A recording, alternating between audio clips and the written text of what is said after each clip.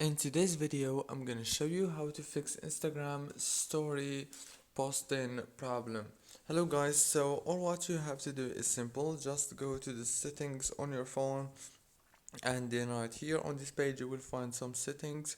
Just scroll down and go to the apps option right here.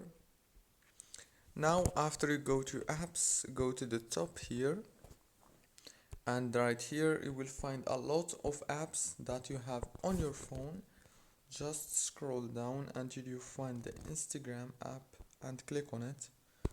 Now all what you have to do is go to the open by default option and make sure that this option is on always allow.